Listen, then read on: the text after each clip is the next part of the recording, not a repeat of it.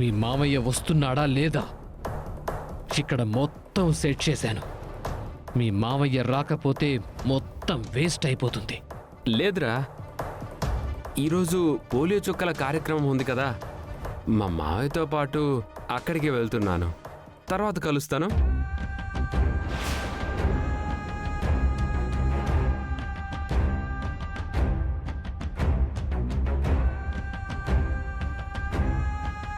ఎప్పుడు బలాదొరలు తిరగడమేనారా?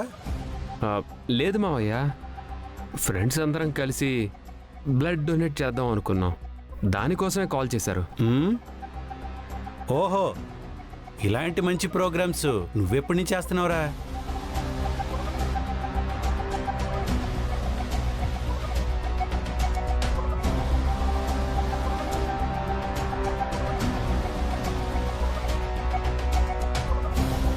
అదిగో సూర్యప్రతాప్ గారు వచ్చారు.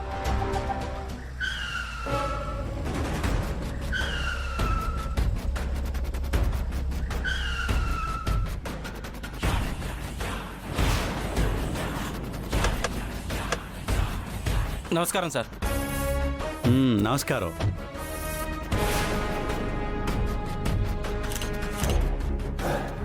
నాలుగు గోడల మధ్య నన్ను చెంపదెబ్బ కొట్టావు.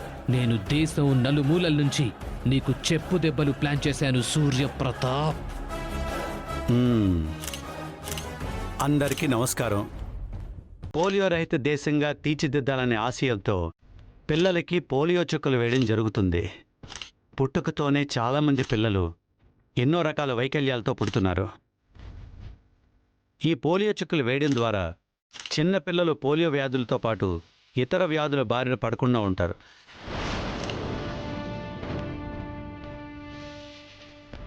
అందుకే పిల్లలందరికీ పోలియో చుక్కలు వేయించాలి.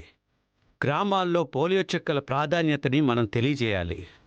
మన దేశం పోలియో రహిత దేశంగా మారడానికి మన వంతు కృషి మనం చేస్తున్నాం. నిండు జీవితానికి 2 చుక్కలు. ఈ ప్రోగ్రాం నేను ప్రారంభిస్తున్నందుకు నాకు చాలా గర్వంగా ఉంది.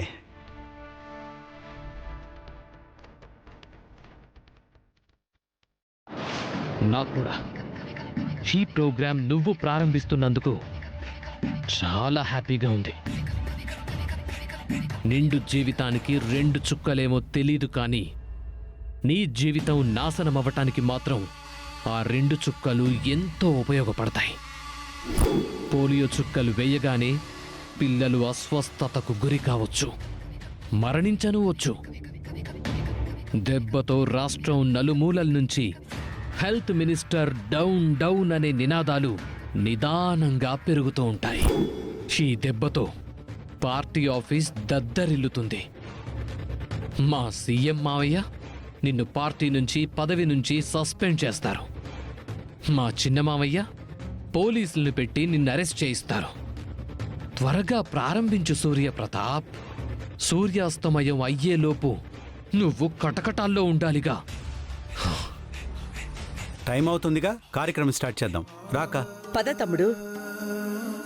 మందారం పదండి.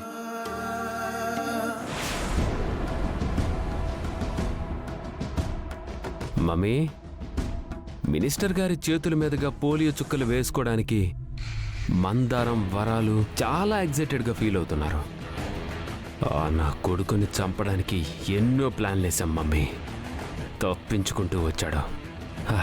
ఎవడైతే వాడు నాకు పుట్టినవాడని నిరూపించాడో వాడి చేతిలోనే ఇంత సింపుల్గా చేస్తాడనుకోలేదు మమ్మీ.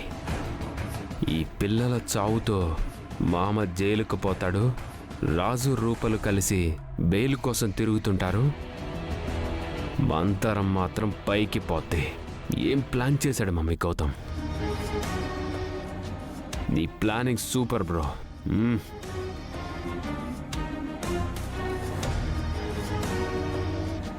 పద. సార్, ప్రోగ్రామ్ స్టార్ట్ చేద్దామా సార్? Sure doctor. మందరం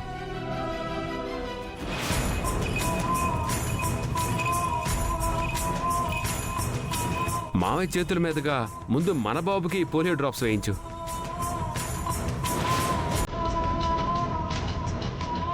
వరాలు తర్వాత నువ్వే.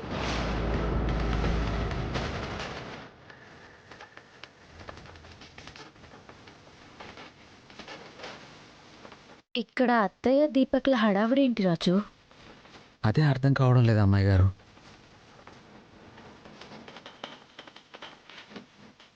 నా బాధకు సూర్యప్రతాప్తో పాటు రాజు రూపలు కూడా కారణమే. ఆ బాధను అందరికీ ఒకేసారిస్తున్నాను. వరాలు బిడ్డ చావుతో రాజుగాడికి బాధ విలువేంటో తెలియజేస్తాను. సూర్యప్రతాప్ అరెస్టుతో నేను అరెస్ట్ అయినప్పుడు ఎంత బాధపడ్డానో రూపకి తెలిసేలా చేస్తాను.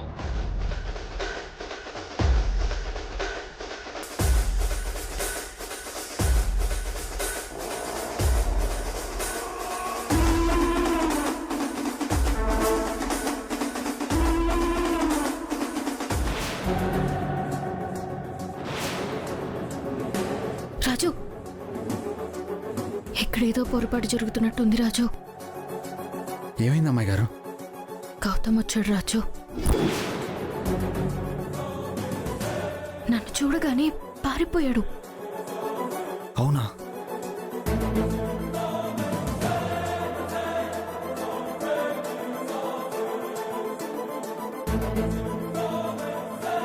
గౌతమ్ వచ్చాడంటే వాళ్ళేదో ప్లాన్ చేశారు అమ్మాయి గారు.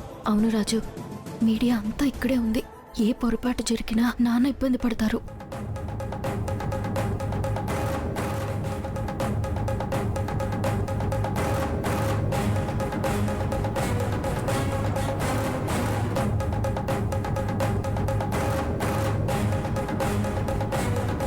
పెద్దయ్య ఆగండి పెద్దయ్య.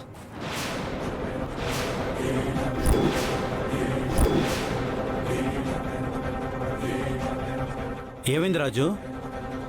పెద్దయ్య, ఇక్కడేదో పొరపాటు జరుగుతున్నట్టుంది. పొరపాట? ఏమైంది?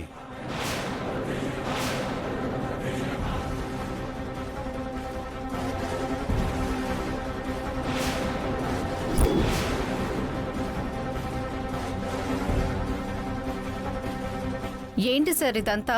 పోలియో డ్రాప్స్ వేయడం కూడా పొరపాటు అంటున్నారు. అనవసరంగా మాట్లాడకండి. మినిస్టర్ గారిని ఇరికించడానికి ఇంతకు ముందు కూడా ఇలాంటి ప్రయత్నాలు జరిగాయి. జాగ్రత్త పడడంలో తప్పు లేదు కదా. అసలు ఏమైంది రాజు? నాన్న, ఒకసారి డ్రాప్స్ బాటిల్ ఇవ్వండి.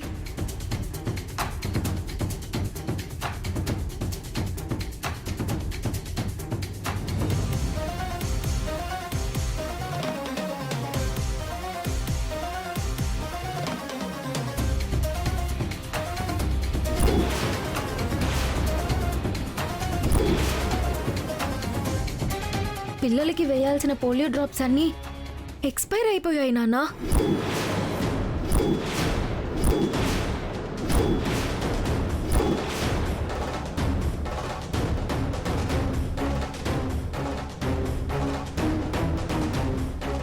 ఎక్స్పైరీ ఆగస్ట్ 2020కి ఉంది date. Doctor! Sir sir sir ఏంటిదంతా? ఇదంతా పబ్లిసిటీ కోసం మీరాడిన నాటకంలో ఉంది మినిస్టర్ గారు. హలో, ఒక చేతిలో మైకు ఇంకో చేతిలో కెమెరా ఉంది కదా అని మీ ఇష్టం వచ్చినట్టు మాట్లాడకండి. పబ్లిసిటీ చేసుకోవాల్సిన అవసరం పెద్దయ్య గారికి ఏంటి? ముందే ఇలాంటి ప్రాబ్లం ఒకటి క్రియేట్ చేయడం, ప్రాబ్లం అవ్వకముందే దాన్ని అడ్డుకోవడం, పెద్ద ప్రాబ్లం నుండి పిల్లల ప్రాణాలు కాపాడిన మినిస్టర్ అని పేపర్లో వేయించుకోవడం. అసలేం జరుగుతుంది డాక్టర్? మీరంతా చూసుకోకుండా ఇంత అజాగ్రత్తగా ఎలా ఉంటారు? అనవసరంగా పిల్లల ప్రాణాలు తాడుకుంటున్నారు.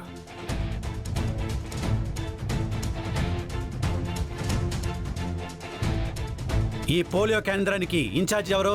నేనే సార్. మరి ఏం డాక్టర్ ఇదే?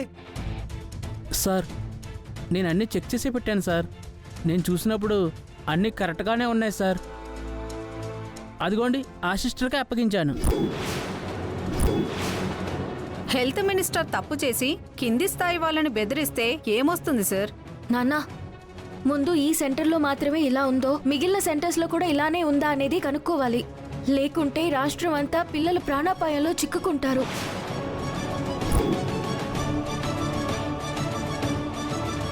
సిస్టర్, ఏం జరిగింది అసలు ఇక్కడ? అది చెప్తున్నాం కదా సార్, ఇదంతా పబ్లిసిటీ స్టంట్ అని. వాస్తవాలు తెలియకుండా ఏది పడితే అది మాట్లాడడం కరెక్ట్ కాదు. డాక్టర్ గారు పెట్టిన పోలియో డ్రాప్స్ అన్నీ ఇక్కడే ఉన్నాయి. ఇదంతా ఎవరు చేశారో మేం కనుక్కుంటాం. అప్పుడు మీకు కబురు పెడతాం. అప్పుడు మీరు కవర్ చేదురు కానీ. దేవుడి దయ వల్ల పెద్ద ప్రమాదం తప్పింది, లేకపోతే పసి ప్రాణాలు గాల్లో కలిసిపోయేవి. తల్లులందరూ క్షమించాలమ్మా. ఇక్కడ జరిగిన పొరపాటుకి నేను కూడా బాధ్యత వహిస్తున్నాను. ఈ పొరపాటు అనుకోకుండా జరిగిందా, లేదంటే ఎవరైనా కావాలనే ప్లాన్ చేశారా అనేది త్వరలోనే కనుక్కుంటాను. Doctor sir. ఇక్కడ ఏం జరిగిందనేది ఈవినింగ్ లోపు నాకు రిపోర్ట్ సబ్మిట్ చేయాలి, లేదంటే మిమ్మల్ని సస్పెండ్ చేయాల్సి ఉంటుంది. నేను విచారిస్తాను సార్.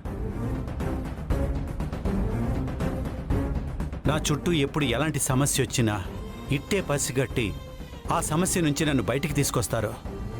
మీరిద్దరూ లేకపోతే ఈరోజు కొన్ని పసి ప్రాణాలు పోయుండేవి. దానికి కారణం నేనయ్యుండేవాణ్ణి.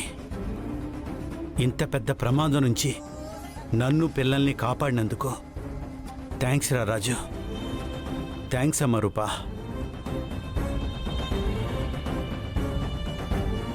రాజు, ఈ విషయాన్ని సీరియస్గా తీసుకొని త్వరగా కనుక్కో. పిల్లల ప్రాణాలతో ఆడుకోవాలనుకున్నవాడు ప్రాణాలతో ఉండకూడదు. వాడెవడైనా సరే ఉరిశిక్ష వేస్తాను వాడికి. ఖచ్చితంగా పట్టుకుంటాను పెద్దయ్య. దీపక్, నువ్వు కూడా కనిపెట్టడానికి ట్రై చేయి. అలాగే మమ్మీ. ఇక్కడ పోయే ప్రాణాల్లో నీ బిడ్డ ప్రాణాలు కూడా పోయి ఉండేవి. అవును మమ్మీ, నేను కనిపెడతాను.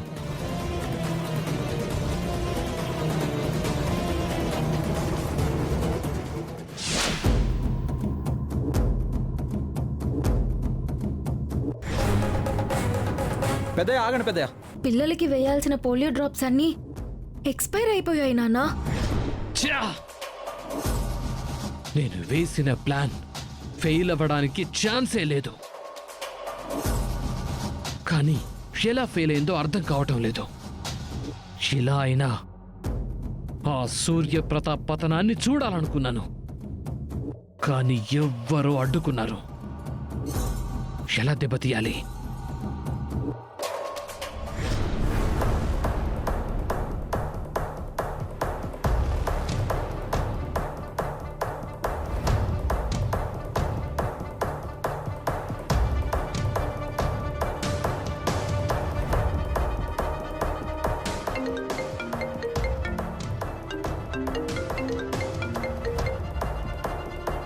మన ప్లాన్ ఎలా మిస్ అయిందంటే,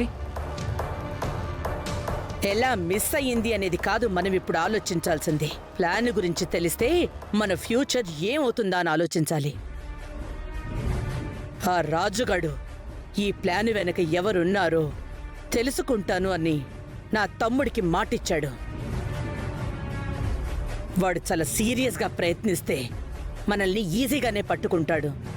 వాడి గురించి నాకు చాలా బాగా తెలుసు గౌతమ్. అసలు మన ప్లాన్ వాడికి ఎలా తెలిసింది? అది నాకెలా తెలుస్తుంది గౌతమ్? మీకు తెలియకపోతే దీపక్ అయినా తెలియాలి కదా ఆంటీ. నాకు కూడా తెలీదు గౌతమ్. ఛా! మనం అనుకున్న ప్లాన్ మొత్తం స్పాయిల్ అయిపోయింది. ఈ ప్లాన్ సక్సెస్ అయ్యుంటే మీ మామయ్యకు చుక్కలు చుక్కలు చూపించేవాణ్ణి. అవును గౌతమ్, నేను కూడా మందరానికి చుక్కలు చూపించేవాణ్ణి. మీరు చుక్కలు చూపించుకోవడం అటుంచి ఆ రాజుగాడికి దొరికితే వాడు చుక్కలు చూపించకుండా ఎలా తప్పించుకోవాలో ముందు అది చూడండి. పోలియో చుక్కల ప్లాన్ మిస్ అయింది కాబట్టి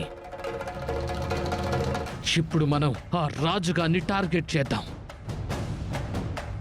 ఎలా గౌతమ్? రాజు రూపల పెళ్లి విషయంతో సూర్యప్రతాప్కి చుక్కలు చూపించాలి.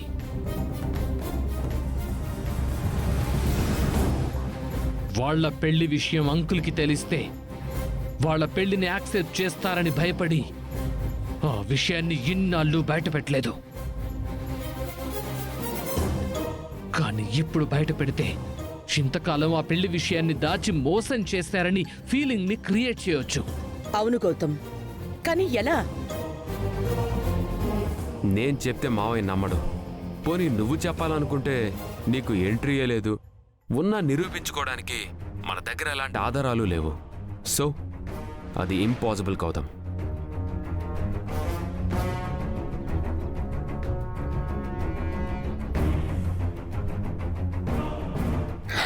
గౌతమ్, ఒక్క దారుంది.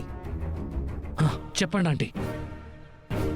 రాజు విషయంలో దుమారం లేపాలి అంటే మనకున్న ఒకే ఒక ఆప్షన్ ఆ రేణుక. రేణుకన్నా? అవును గౌతమ్, రేణుకకి రాజునిచ్చి పెళ్లి చేయడానికి నా తమ్ముడే ముహూర్తం పెట్టించాడు. దానికి రాజు కూడా ఒప్పుకున్నాడు. రేణుకని నువ్వు నా బిడ్డలాంటి దానివి, నేను నీ పెళ్లి చేస్తాను అని మా తమ్ముడు మాట కూడా ఇచ్చాడు.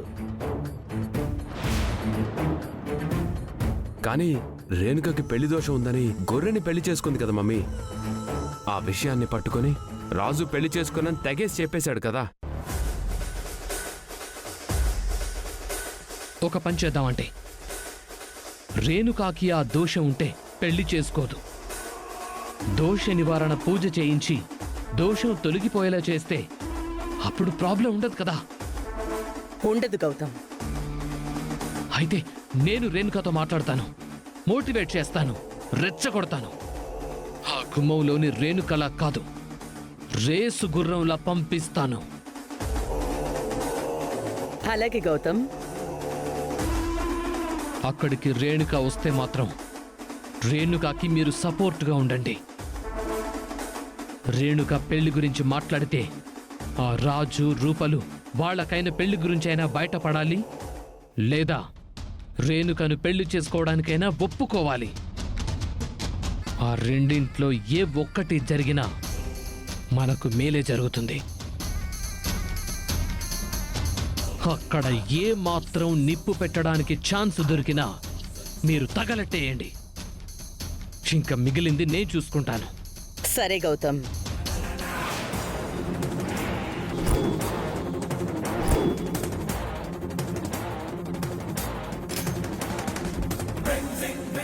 ఏమైంది రూపా, ఇలా వచ్చావు? ఏం లేదత్తయ్య, పోలియో చుక్కలు, ప్లాన్లు అని ఏవేవో మాటలు వినిపిస్తే ఇలా వచ్చాను. ఆ, తెలిసిన వాళ్ళు ఉదయం జరిగిన విషయం తెలుసుకొని అడిగితే ఎవరో ఇలా ప్లాన్ చేశారు, దేవుడి దయ వల్ల బయటపడ్డామని చెప్తున్నాం అంతే. ఆహా, మరి నాకు వేరేలా వినిపించిందే.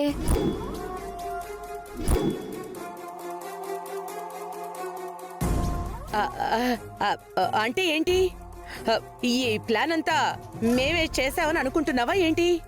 అమ్మాయి గారు, ఆ రాజు వస్తున్నా.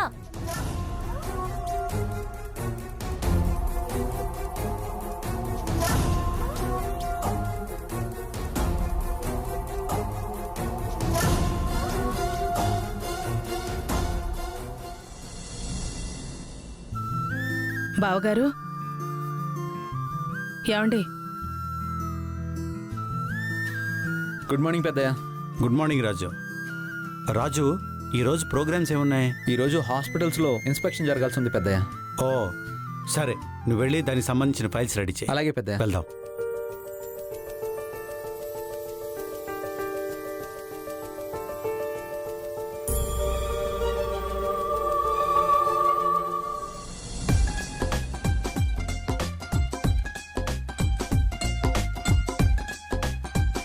ఆ రోజు నన్ను భయపెట్టావు కదా, ఇప్పుడు నీ సంగతి చెప్తా.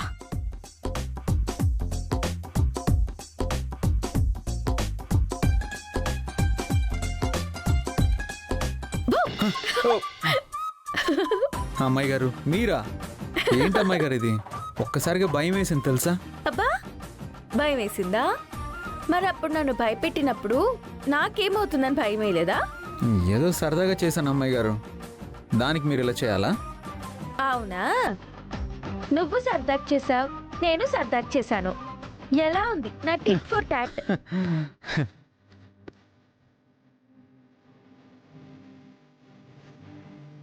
సరే రాజు, నన్ను బయటికి తీసుకెళ్తావా? చిన్న షాపింగ్ ఉంది.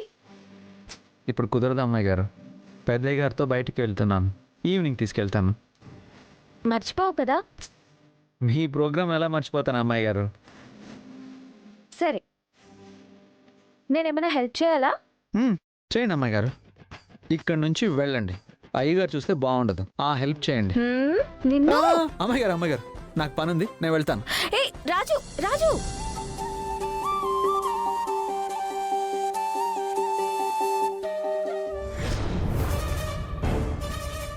బాగున్నావా విజయాంబిక? బావున్నాను రజిత. ఏంటింత సడన్ గా వచ్చారు? నేను ఎన్నిసార్లు పిలిచినా రాలేదు, ఇప్పుడు పిలవకుండానే వచ్చారు. అలా ఏం లేదు విజయాంబిక, మేడంతో పనుంటే ఇలా వచ్చాం. మేడంతో పనా? ఏంటి, మా వీధి చివర్లో ఉన్న సరస్వతి మేడంతోనా? ఆ మేడంతో మనకేం పనుంటుంది? మరి మన సోఫియా మేడంతోనా? కాదు విజయాంబిక, అక్కడెక్కడో పనుంటే మీ ఇంటికి ఎందుకు వస్తాం? మా ఇంట్లో మేడం ఎవరు? రూపు కోసం అనుకుంటా మమ్మీ.